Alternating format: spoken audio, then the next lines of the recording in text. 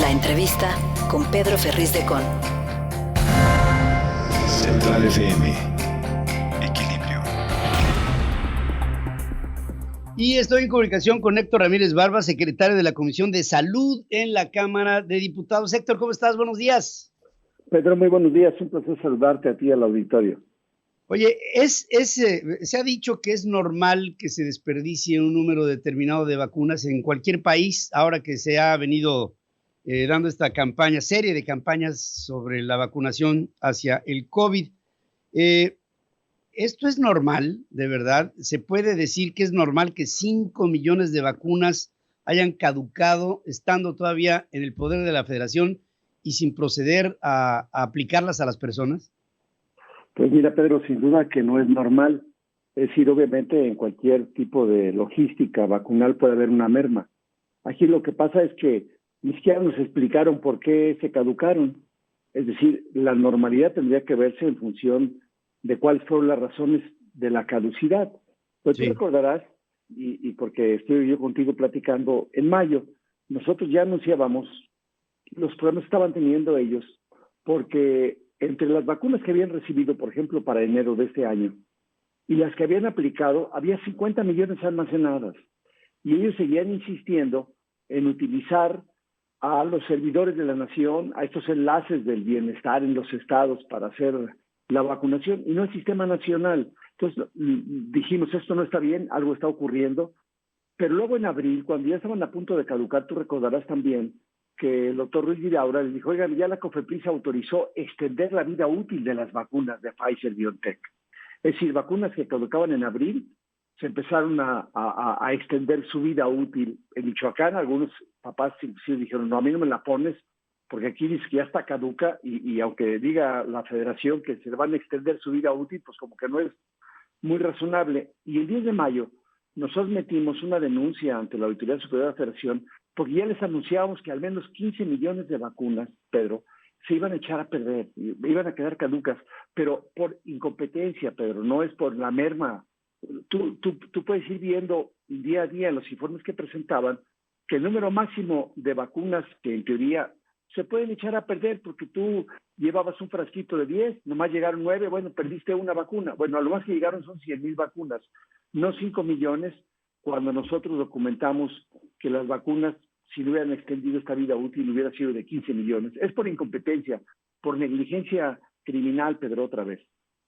Es otra vez por negligencia. Ahora, dentro de toda esta caducidad que se reporta, yo recuerdo que al principio uno de los graves retos que se tenían para una campaña de vacunación era la cadena de frío.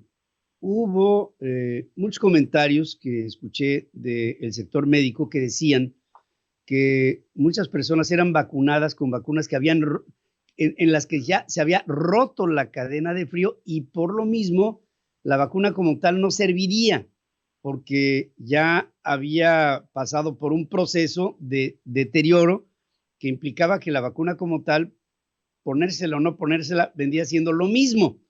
De todo esto podría ser parte de lo mismo el hecho de que se haya tenido una incapacidad para mantenerlas en las condiciones que se necesitaban para después ser aplicadas.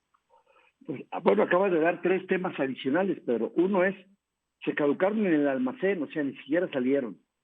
La segunda, que sí había un problema de cadena de frío en un inicio, sobre todo con Pfizer-BioNTech, por la cantidad, por la temperatura en la que tendría que haber contenida, pero una vez ya sacada la vacuna, pues debe hacerse de manera ordinaria.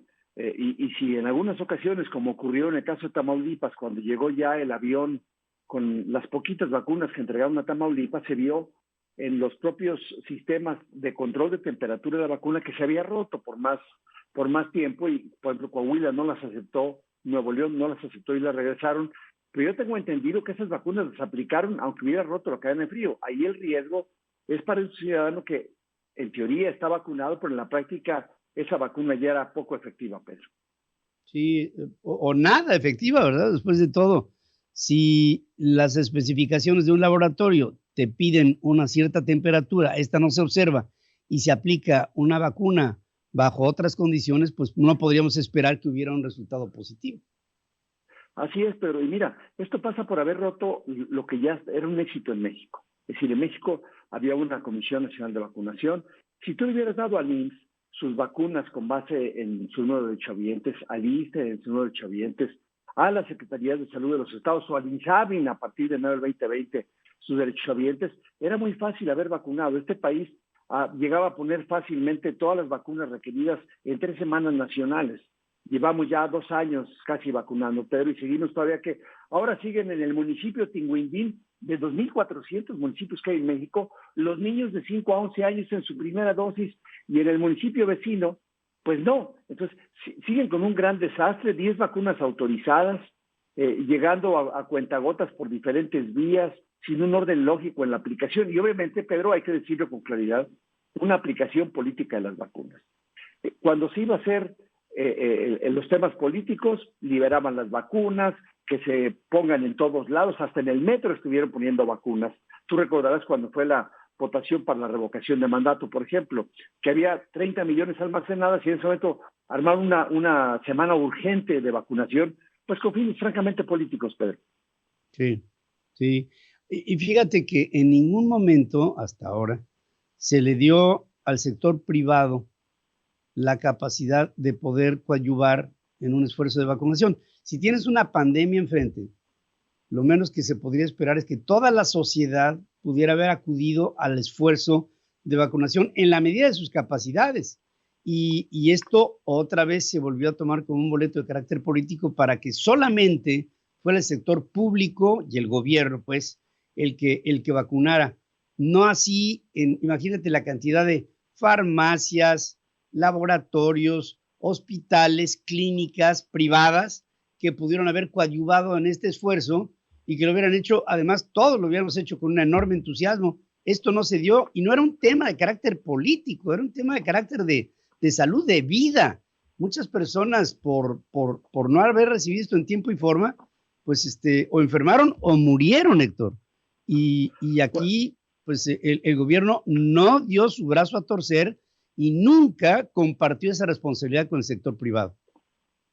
Sí, se ha estado luchando contra la evidencia científica, pero mira, primero a los médicos del sector privado, a las enfermeras, nutriólogos, no los querían vacunar, tú recordarás. Después no querían vacunar adolescentes, después no querían vacunar niños, como si estuviéramos luchando contra la evidencia científica que en todos lados, y una resistencia de un gobierno politizado que no quiere participar con el sector privado. Fíjate, más de 54,000 farmacias y consultorios anexos a farmacias, vacunando de a 30 pacientes por día por consultorio, pues si hubiera llegado perfectamente a la meta, pero como tú bien señalas, cuando un gobierno está todavía hoy, no hay ninguna vacuna ordinaria autorizada. Todas siguen autorizadas con emergencia, lo cual significa que la dictadura sanitaria, este monopolio del gobierno federal, pues sigue vigente. Toda la semana pasada dijo López-Gatell, ya se acabó la pandemia, pero no hay todavía ningún dictamen del Consejo de Salubridad General que diga el estado de emergencia en México ya terminó. Y eso sería muy bueno para que la propia COFEPRIS pues ya autorice las vacunas de manera ordinaria y que cualquier ciudadano que quiera proteger a sus familiares pues pueda adquirir la vacuna de manera ordinaria en cualquier centro privado, Pedro. Por supuesto que sí. Y ahora, de aquí en adelante, ¿qué, Héctor? O sea, ¿qué se puede esperar? Ha habido demasiada negligencia. Estamos hablando de vacunas, pero podríamos hablar de una serie infinita de medicamentos que en tiempo y forma no han llegado ni en tiempo ni en forma, no, simplemente no han llegado. El suministro de insumos para la salud en México, vamos a ponerlo así en términos generales, es caótico y aparentemente nada lo puede enderezar. Mira, Pedro, pues por fortuna hay gente como tú que de manera valiente, atrevida, pues le está informando a la población lo que está ocurriendo con datos y cifras, aun cuando se puede comparar. Te voy a dar algunos datos cuando ya en la revista Lancet el día pasado se acaba de publicar otra vez el desempeño de nuestro país con otros países. Muertos en México por cada millón de habitantes, 5,723. China 15, y en China fue la pandemia, pero o sea, ahí empezó. En China 15 muertos por millón de habitantes y en México 5,723. México 5,723, contra Taiwán 165, contra Nueva Zelanda 200, contra Corea 500. O sea, México es el primer lugar del mundo con una mayor cantidad de muertos, obviamente por el manejo negligente de la pandemia, no solamente por el tema de la vacuna, por el tema de la reconversión hospitalaria, de la falta de anestésicos. Tú recordarás, porque a veces se olvida muy rápido, como que pasara a ser historia anterior, pero no había anestésicos para intubar a los pacientes. Pedro, recordarás eso, por ejemplo, una tragedia realmente que estaba ocurriendo en los hospitales. Claro, sí, es increíble todo lo que está pasando, pero pues yo creo que tenemos que tener en el Congreso la capacidad de reaccionar y tratar de accionar lo que nos está haciendo desde el Poder Ejecutivo.